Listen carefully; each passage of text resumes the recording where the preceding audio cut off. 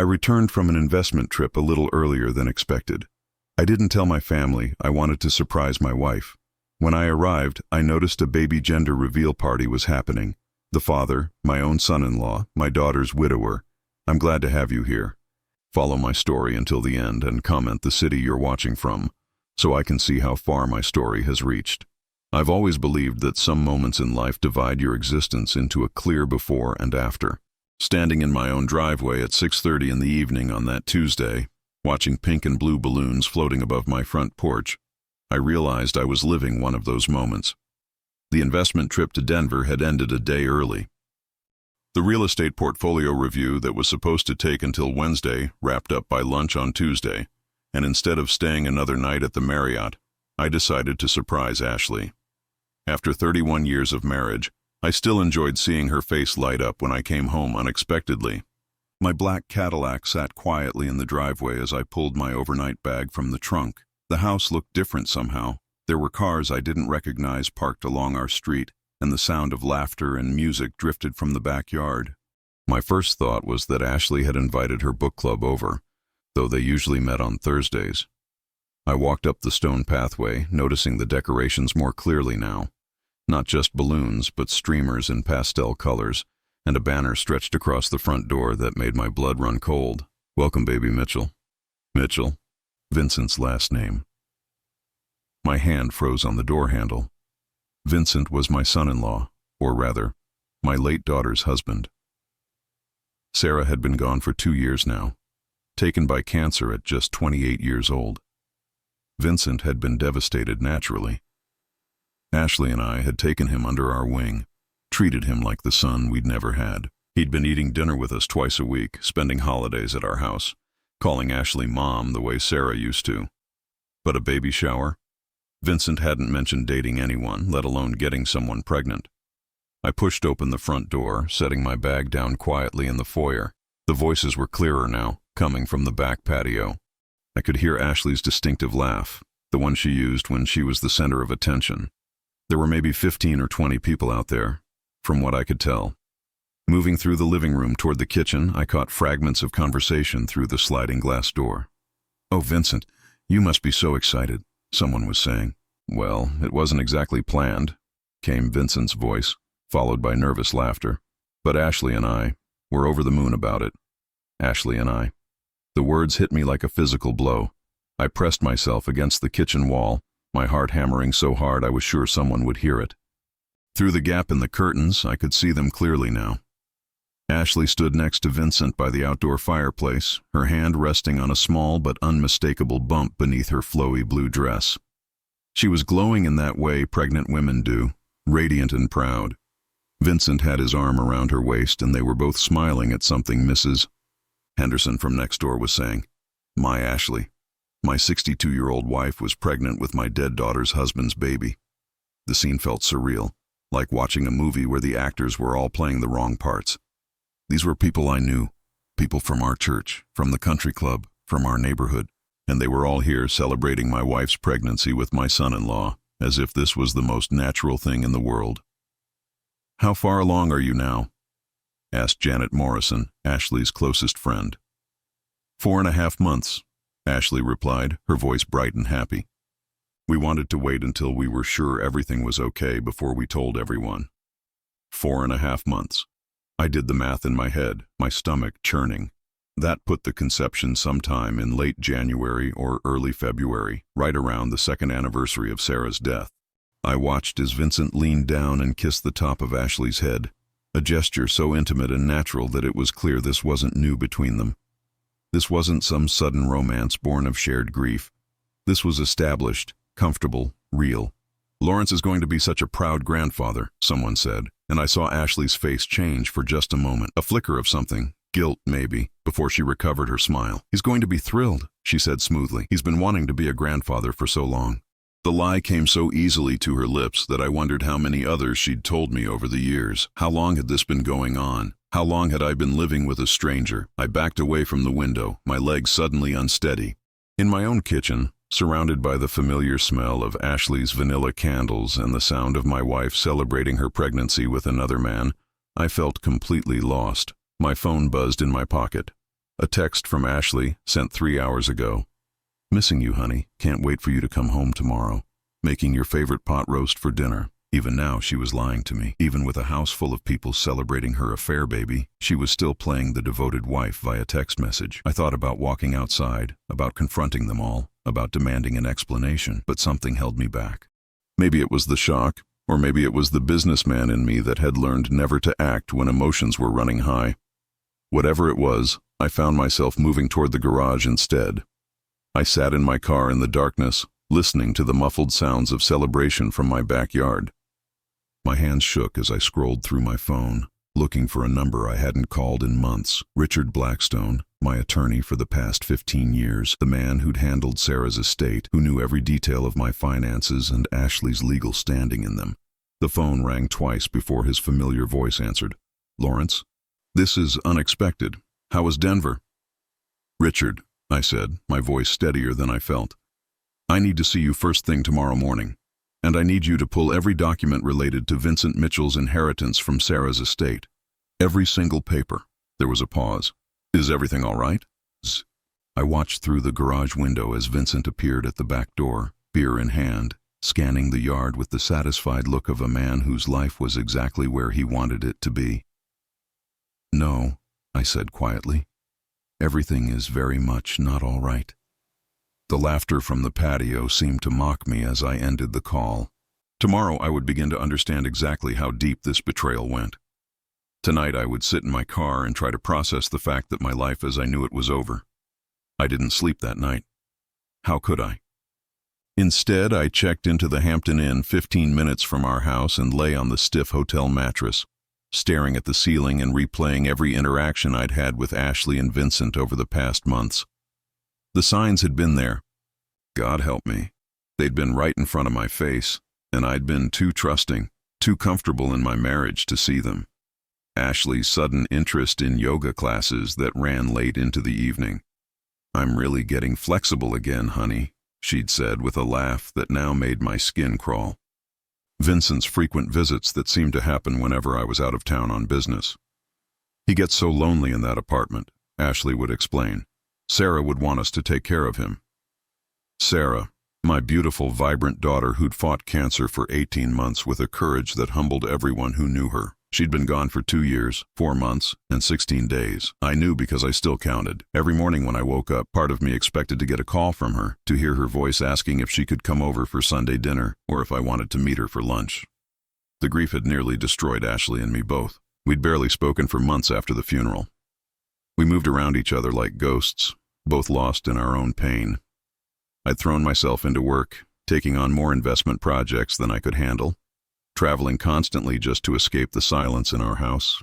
And Ashley, she'd seemed to find solace in helping Vincent through his own grief. At first, I'd been grateful. Vincent had loved Sarah deeply, and their 3 years of marriage had been happy ones. When Ashley started inviting him over for dinner, when she made sure he wasn't spending holidays alone, when she helped him sort through Sarah's belongings, I thought it was sweet. I thought it was healing for both of them. Vincent's like the son we never had. Ashley had said just last month when I mentioned that he seemed to be at our house an awful lot. Sarah would want us to treat him like family. She was right about that. Sarah would have wanted us to care for Vincent. But not like this.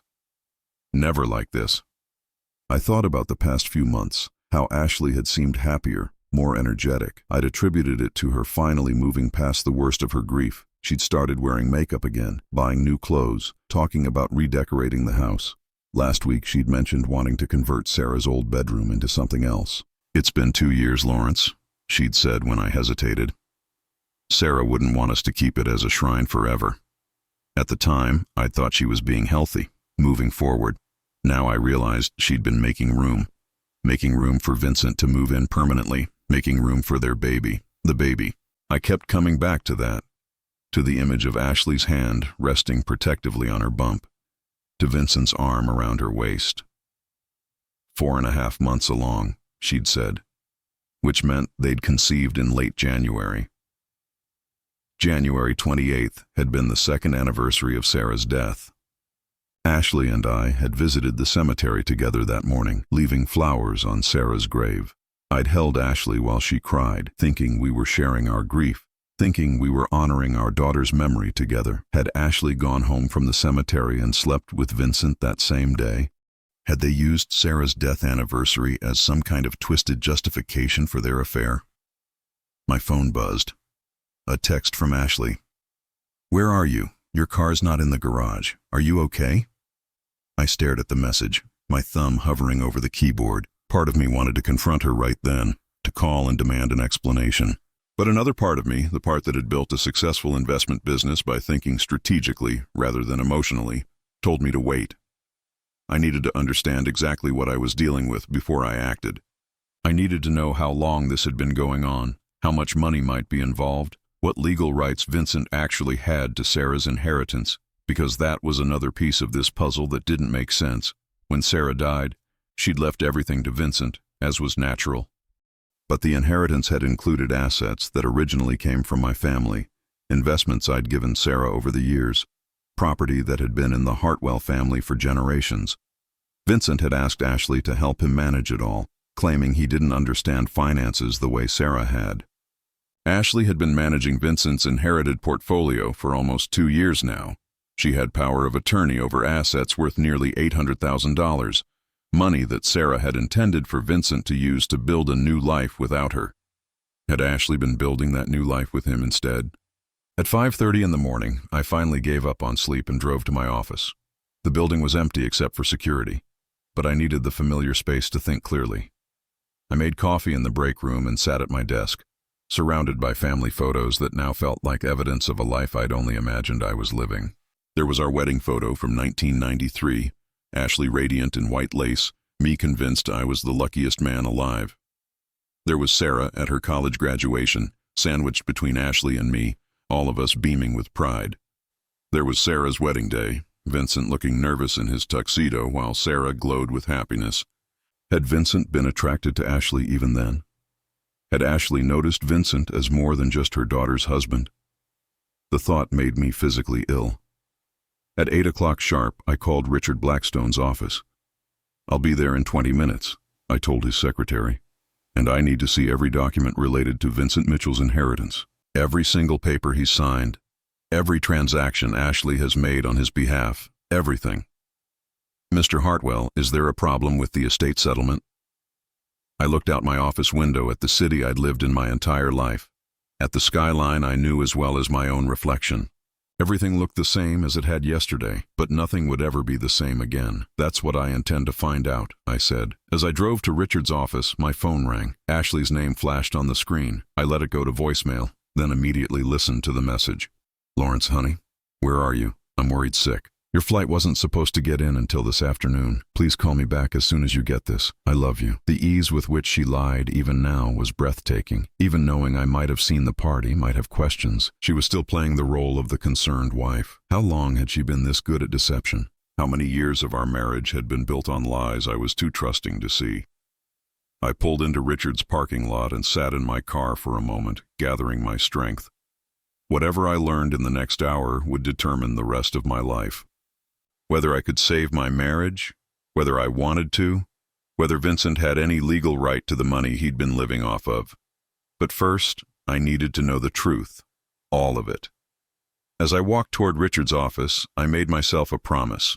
Whatever I discovered today, whatever had been done to me, I would handle it with the same strategic thinking that had made me successful in business. I wouldn't let emotion cloud my judgment. I wouldn't let them destroy me the way they'd already destroyed my trust. Ashley and Vincent had made their choice. Now it was time for me to make mine. Richard Blackstone's office hadn't changed in the 15 years I'd been coming here. Dark wood paneling, leather-bound law books, and the faint smell of expensive cigars that he no longer smoked but couldn't quite eliminate from the upholstery. Usually this place felt like a refuge, somewhere I could handle life's complications with professional detachment. Today, it felt like a courtroom where I was about to learn my own sentence. Richard spread the documents across his mahogany conference table with the methodical precision of a surgeon laying out instruments. Vincent's inheritance file was thicker than I'd expected, filled with forms and signatures and financial statements that painted a picture I wasn't prepared to see. Vincent signed power of attorney over to Ashley on March 15, 2022, Richard said, his voice carefully neutral. That was about 6 weeks after Sarah's funeral. He claimed he was too overwhelmed to handle the financial decisions himself. I picked up the document, studying Vincent's signature. It looked shaky, uncertain. At the time, I'd thought it was grief. Now I wondered if it had been something else entirely. "What exactly does Ashley control?" I asked. Richard pulled out a summary sheet. Sarah's entire inheritance, the mutual fund portfolio you'd built for her over the years, worth approximately $320,000. The life insurance payout from her job, another $150,000. The house you and Ashley bought for them as a wedding gift, valued at $280,000. Plus various smaller accounts and investments.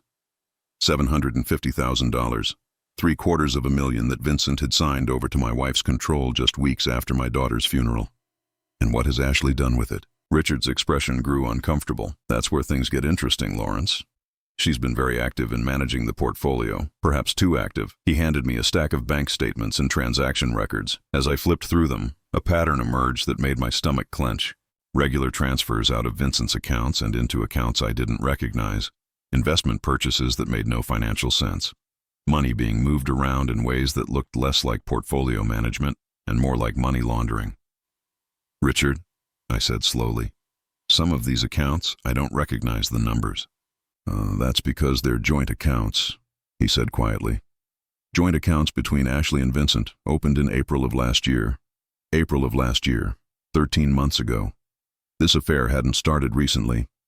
They'd been planning a life together while I was still bringing flowers to Sarah's grave every Sunday."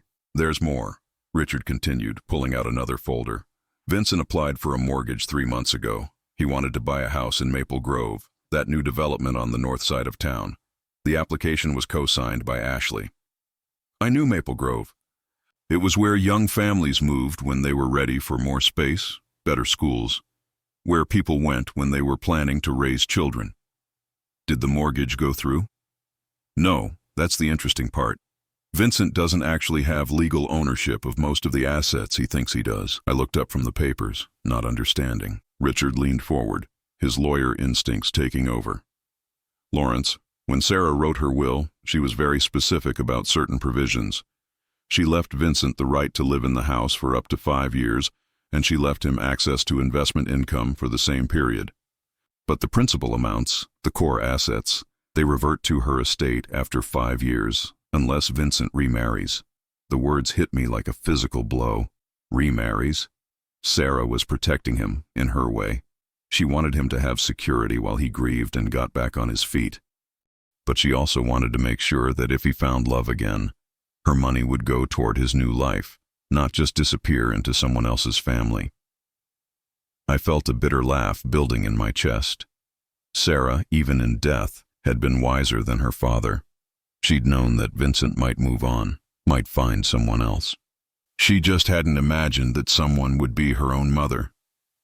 So if Ashley and Vincent get married, then Vincent gains full legal control of everything. The house, the investments, all of it. Sarah's entire inheritance becomes his to do with as he pleases. I stared at the documents spread across the table, finally understanding the full scope of what I'd walked into. This wasn't just an affair. This wasn't even just a betrayal of our marriage. This was a calculated plan to steal my daughter's legacy. "But they're not married yet," I said. "No, but Ashley is pregnant. Once that baby is born, it gives Vincent additional legal claim to stability and inheritance, especially if he and Ashley marry shortly after." The baby, the gender reveal party. They weren't just celebrating a pregnancy, they were celebrating the final piece of their plan falling into place. My phone buzzed again. Another text from Ashley. "Lawrence, please call me. I'm starting to panic. Where are you?" I showed the message to Richard. "What would you do?" He was quiet for a long moment, studying the papers in front of us. "As your attorney, I'd advise you not to tip your hand yet. Don't let them know you've discovered anything. We need to understand exactly what they've done, what money has been moved where, whether any laws have been broken." And as my friend, Richard had handled Sarah's estate, had been there through the worst days of our family's grief. He'd seen how Vincent's presence had seemed to comfort Ashley, had helped with the legal paperwork that allowed Vincent to lean on her during his darkest time. "As your friend," he said quietly, "I'm sorry, Lawrence. I should have seen this coming. The joint accounts, the power of attorney transfer, Vincent's dependency on Ashley for everything financial. The signs were there. I thought about Vincent at family dinners, always deferring to Ashley's opinions, always checking with her before making any decisions. I thought it was respect, gratitude for how we'd welcomed him into our family. Now I realized it had been something else entirely. Partnership, conspiracy. What's my next move? Richard gathered the papers into neat stacks. First, we need to examine every transaction Ashley has made on Vincent's behalf.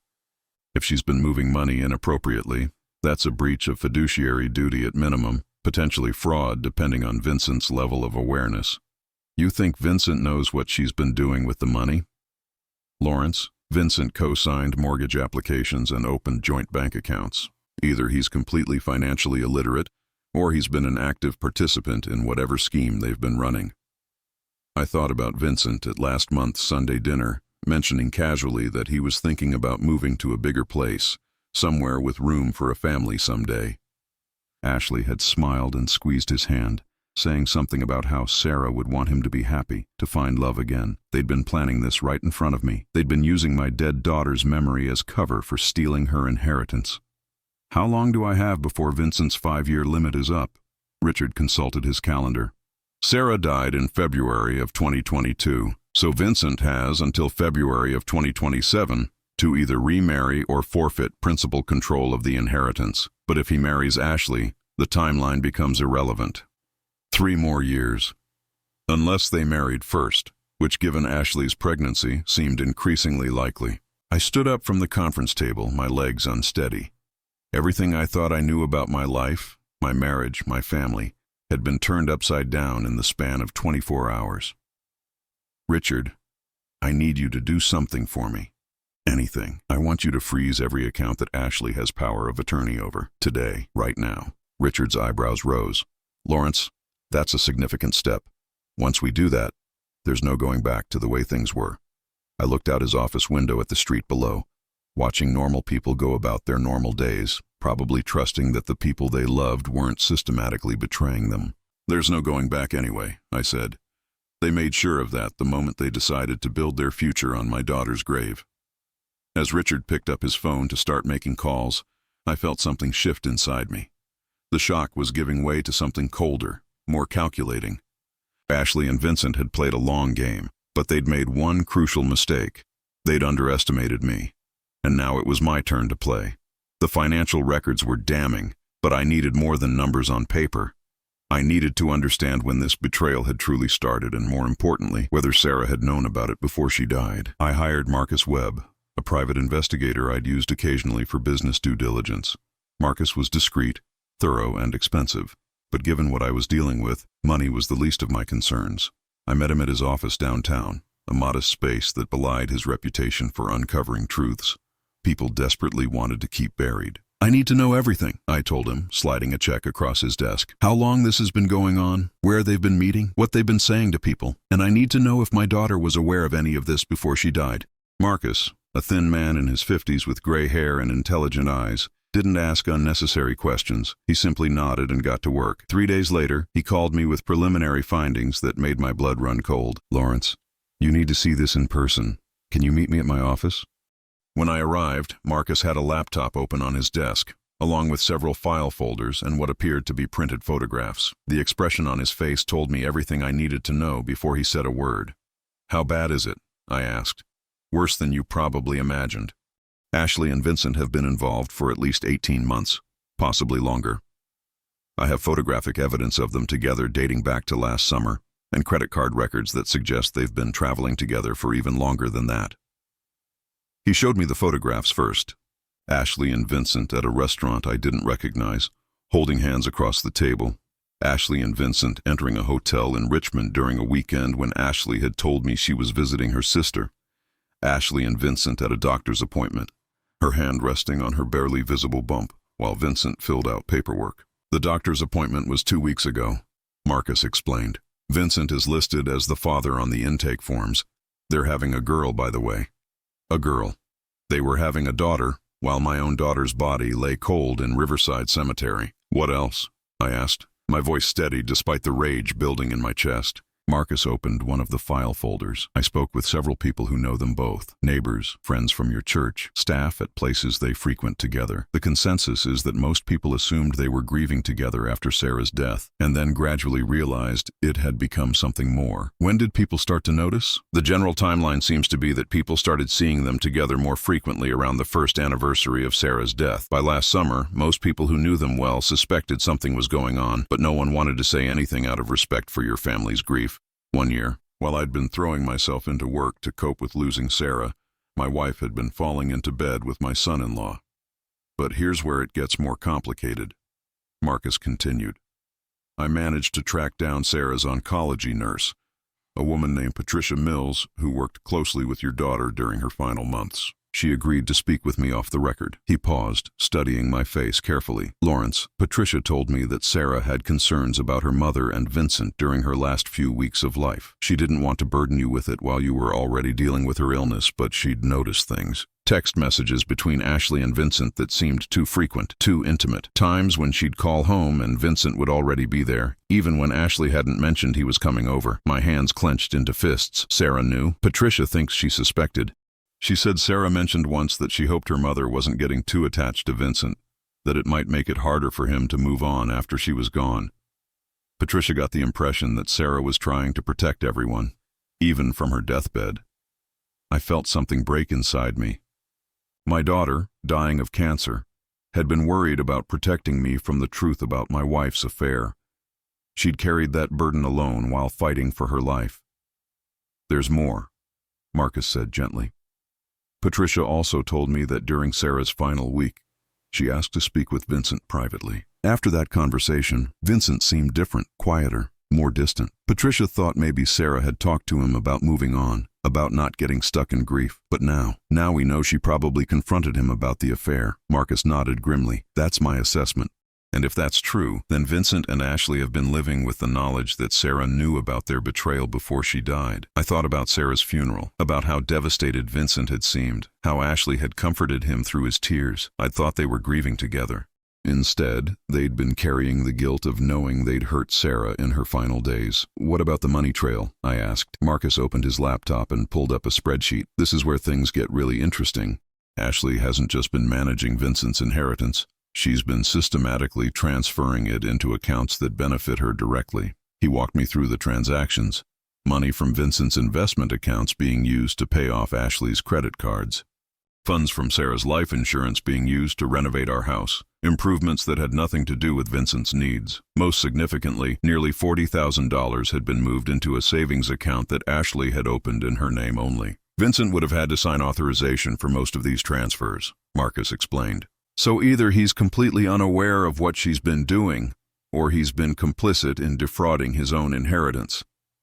I stared at the numbers, adding up the scope of Ashley's theft. Over the past year and a half, she'd systematically drained nearly $200,000 from accounts that were supposed to secure Vincent's future. But here's the strangest part, Marcus continued. Vincent has been making inquiries about that house in Maple Grove, the one Richard mentioned. He's been telling people he's planning to propose to Ashley, that they want to start fresh somewhere new. But based on these financial records, he doesn't have nearly enough money left to qualify for the mortgage he's been discussing. I felt a cold smile cross my lips, because he doesn't know how much Ashley has stolen. That's my theory. I think Ashley has been managing his accounts so completely that Vincent has no idea what his actual financial situation is. He's been living off the income from his investments without realizing that Ashley has been draining the principal. So Vincent wasn't just a willing participant in the affair. He was also Ashley's victim in a different way. She'd been stealing from him even as she was sleeping with him. It was almost admirable in its calculated cruelty. What's your recommendation? I asked. Marcus closed the laptop and leaned back in his chair. Legally, you have everything you need to expose Ashley's financial misconduct. The photographs prove the affair. The financial records prove the theft. Vincent's inheritance case could be reopened based on breach of fiduciary duty. And personally, Marcus's expression grew somber. I've been doing this job for 22 years, Lawrence. I've seen a lot of betrayals. A lot of people destroying each other for money or love or revenge. This is one of the worst I've encountered. Your wife didn't just have an affair. She used your daughter's death as cover to systematically steal from the man she was sleeping with, all while playing the grieving mother to your face. I stood up, gathering the folders Marcus had prepared for me. Evidence of 18 months of lies, theft, and betrayal, all documented in neat professional detail. "What are you going to do?" Marcus asked. I looked out his office window at the city where I'd built my life, where I'd raised my daughter, where I'd trusted my wife completely for 31 years. "I'm going to make sure Sarah's inheritance goes where she intended it to go," I said. "And then I'm going to make sure Ashley and Vincent understand exactly what it costs to build your happiness on someone else's grave." As I drove home with the evidence files on the passenger seat beside me, I felt something I hadn't experienced since Sarah's diagnosis. Absolute clarity about what needed to be done. Ashley and Vincent thought they'd been so clever, so careful. They had no idea that their entire future was about to collapse around them, and unlike Sarah, they would have no one to blame but themselves. The confrontation didn't happen the way I'd imagined it would. There was no dramatic scene with raised voices or thrown objects. Instead, it unfolded with the quiet precision of a business transaction, which in many ways, it was. I'd spent a week preparing. Richard had frozen all the accounts that Ashley controlled, and we'd filed preliminary paperwork to have Vincent's power of attorney designation reviewed by the court. Marcus had provided me with a complete timeline of the affair, including detailed financial records that showed exactly where Sarah's money had gone. Most importantly, I'd made my own preparations. I'd transferred our joint savings to an account in my name only. I'd changed the locks on our safety deposit box. I'd even gone so far as to have a new will drafted, one that left Ashley nothing but what the law required and designated Sarah's original inheritance to be held in trust for legitimate charitable purposes. Ashley had been calling and texting constantly since the accounts were frozen. Her messages had progressed from confusion to panic to anger as she realized that her access to Vincent's money had been cut off entirely. "Lawrence, what's happening? The bank says there's a hold on Vincent's accounts. Did you do something? Call me immediately." "I don't understand what's going on. Vincent is beside himself." "We need that money for the baby. Please call me back. Lawrence David Hartwell, you answer your phone right now. I am your wife, and I deserve an explanation." I didn't call her back. Instead, I waited. The breaking point came on a Thursday afternoon. I was in my office when Vincent appeared in my doorway looking haggard and desperate. He'd clearly been losing sleep, and there was a wildness in his eyes that I'd never seen before. "Lawrence," he said, his voice cracking. "Thank God. I've been trying to reach you for days. Something's wrong with Sarah's accounts. The bank won't tell me anything, and Ashley is going crazy trying to figure out what happened." I gestured for him to sit down, keeping my expression neutral. "What seems to be the problem, Vincent?" "All the accounts are frozen. The investment portfolio, the savings account, even the checking account I use for daily expenses. They're saying there's some kind of legal review, but I don't understand what that means." "I haven't done anything wrong." I studied his face carefully, looking for signs of deception. What I saw instead was genuine confusion and fear. Vincent truly didn't understand what was happening, which confirmed my suspicion that Ashley had been managing his finances so completely that he was essentially financially illiterate. "Vincent," I said slowly, "when was the last time you actually looked at your account statements? Not just the summaries Ashley gives you, but the actual bank statements." His face flushed slightly. "Ashley handles all that stuff. She's so much better with numbers than I am. And after Sarah died, I just couldn't focus on financial details. Ashley offered to take care of everything, and it's been such a relief not to have to worry about it." "So you have no idea how much money you actually have?" Vincent shifted uncomfortably. "I know it's enough to buy the house Ashley and I have been looking at. She says we have plenty for a down payment and everything." I opened my desk drawer and pulled out the folder Marcus had prepared, the one that detailed every transaction Ashley had made on Vincent's behalf over the past 18 months. "Vincent," I said, keeping my voice calm and professional, "according to these records, Ashley has transferred nearly $200,000 out of your accounts and into accounts that she controls exclusively." The color drained from Vincent's face. "That can't be right." I slid the bank statements across the desk to him. "Look at the dates, Vincent. Look at the amounts. Ashley has been systematically draining Sarah's inheritance while telling you that everything was being managed responsibly." Vincent stared at the papers, his hands trembling as he flipped through page after page of transactions. I watched him realize that his financial security, the foundation of the future he'd been planning with Ashley, was largely gone. "But she said," he started, then stopped. "She told me the money was being invested, that it was growing. Some of it was invested. In renovations to my house, in paying off Ashley's personal debts, in a savings account that has only her name on it. Vincent looked up at me, and for the first time since this whole nightmare began, I felt something approaching sympathy for him. Whatever else he was guilty of, he'd been as much Ashley's victim as I had. Lawrence, I don't understand. Why would Ashley do this? We're having a baby together. We're planning to get married. Why would she steal from me? I leaned back in my chair, studying the man who'd been sleeping with my wife while living off my dead daughter's money. Vincent, I need to ask you something, and I need you to be completely honest with me. When did your relationship with Ashley begin? His face crumpled, and I knew I was finally going to hear the truth. It wasn't supposed to happen, he said, his voice barely above a whisper. After Sarah died, I was so lost. Ashley was the only person who understood what I was going through, the only person who missed Sarah the way I did. We were just comforting each other, and then somehow, when, Vincent? 6 months after the funeral. But it didn't mean anything at first. We were just two people trying to deal with this horrible grief, and sometimes we needed each other in ways that maybe weren't appropriate. 6 months after Sarah's funeral, that meant they'd been together for almost 2 years, not the 1.5 years I'd assumed. And you never thought that maybe this was betraying Sarah's memory? Vincent's face twisted with pain. Every single day I wake up knowing that Sarah would hate what we've done, but Ashley kept saying that Sarah would want us to be happy, that she would want us to find comfort with each other. Did Sarah know? I asked quietly. Before she died, did she know about you and Ashley? Vincent's reaction was immediate and telling. His face went white, and his hands began to shake visibly. She suspected, he whispered. In those last few weeks, she started asking me questions about Ashley, about how much time we were spending together. And then, 2 days before she died, she asked me to promise her something. I waited, already knowing that whatever he was about to tell me would break my heart completely. She made me promise that I would take care of you, that I wouldn't let you get hurt by what was happening between Ashley and me. Vincent looked up at me with tears in his eyes. She knew, Lawrence. She knew, and instead of being angry, she was worried about protecting you. I felt something crack inside my chest. Even dying, even betrayed by her own mother and husband, Sarah's concern had been for me. She'd used her last conversations with Vincent not to condemn him, but to try to shield me from the pain that was coming. Vincent, I said, my voice thick with emotion, did you ever love my daughter? With everything I had, he said immediately. Sarah was the best person I ever knew. What Ashley and I have, it's not the same thing. It's not even close. But Sarah's gone, and Ashley and I were both so broken without her that we just found each other. Vincent nodded miserably.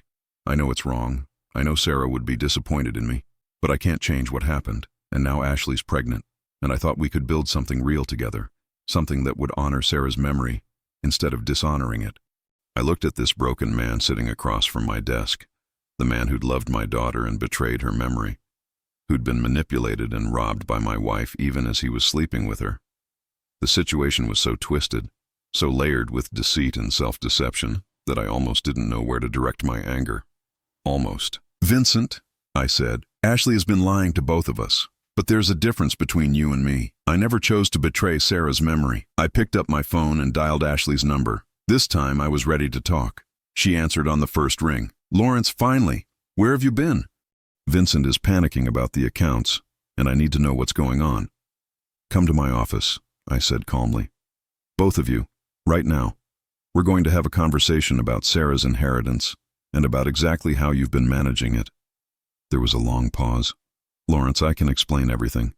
I'm sure you can, I said. But the explanation is going to happen here, in front of Vincent, with my lawyer present. You have 30 minutes. I hung up and turned to Vincent, who was still staring at the bank statements spread across my desk. Vincent, in about 30 minutes, you're going to learn exactly how much your relationship with Ashley has cost you. And then we're all going to decide what happens next. The final confrontation was about to begin, and for the first time since I'd discovered their betrayal, I felt completely in control of the situation. Ashley arrived at my office exactly 28 minutes after I called. Even in crisis, she was punctual.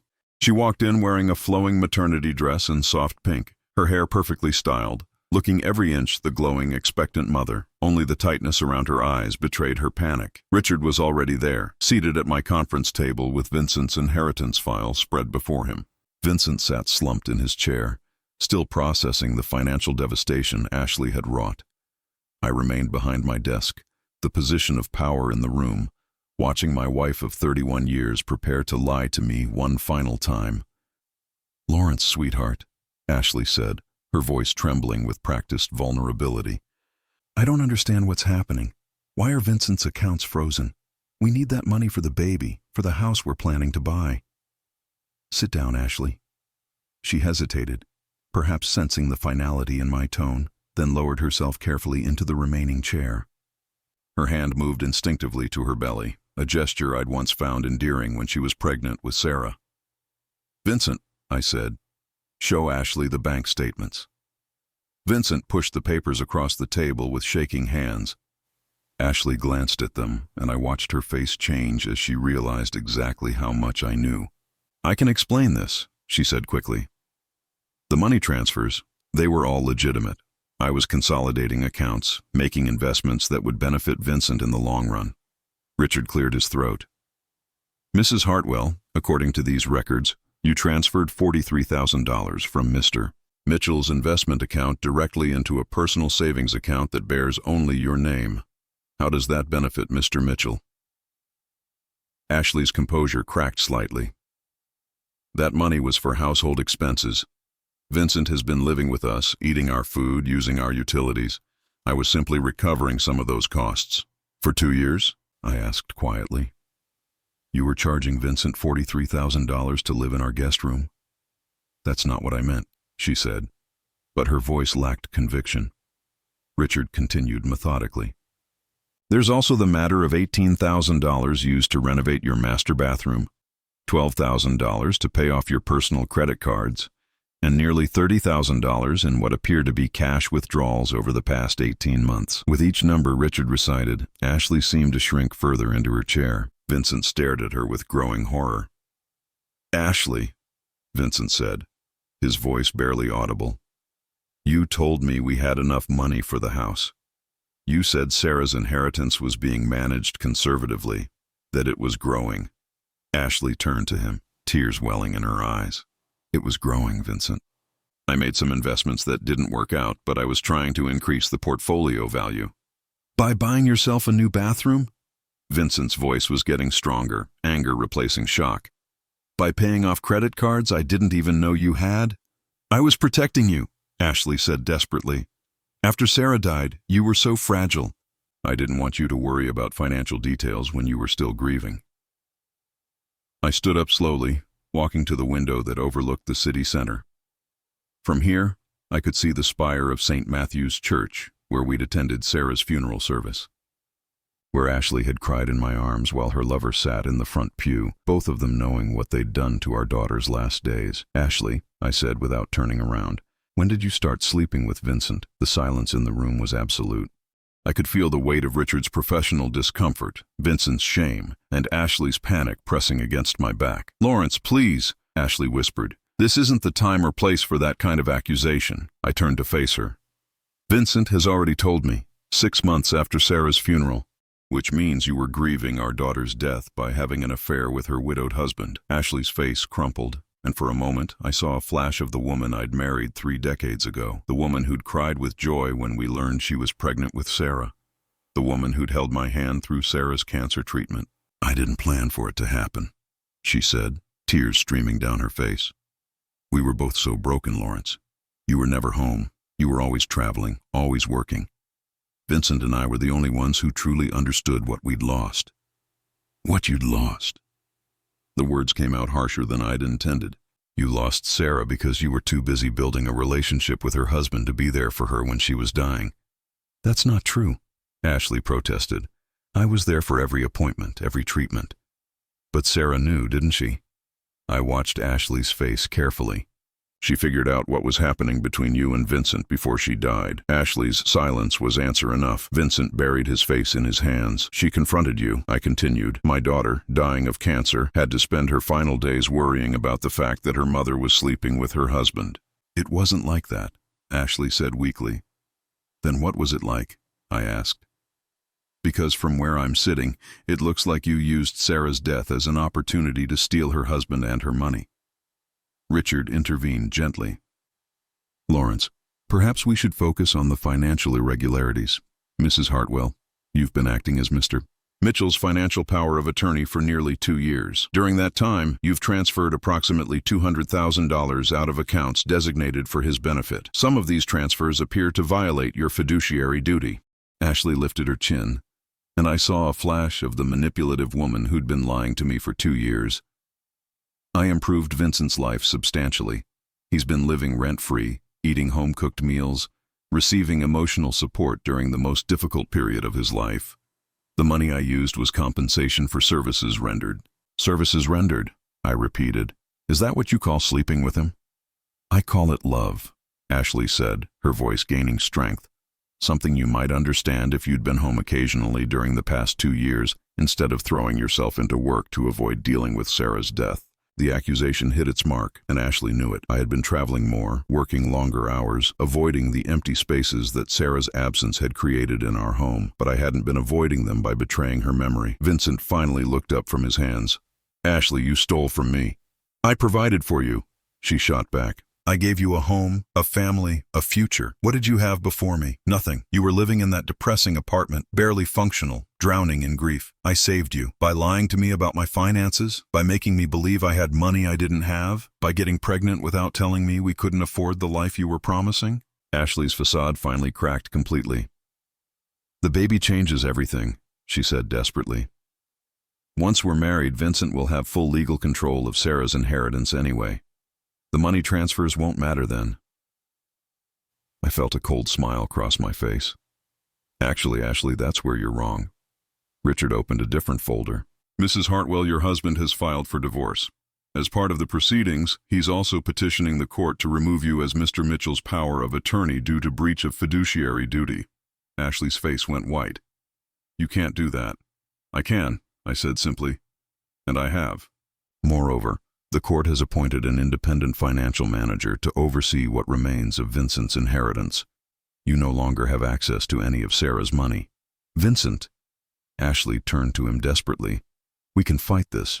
Once we're married, once the baby comes, they can't keep us from what's rightfully ours. Vincent was staring at her as if seeing her clearly for the first time. How much is left, Ashley? Of the $750,000 Sarah left me, how much is actually left? Richard consulted his papers. Approximately $420,000. Vincent's face went gray.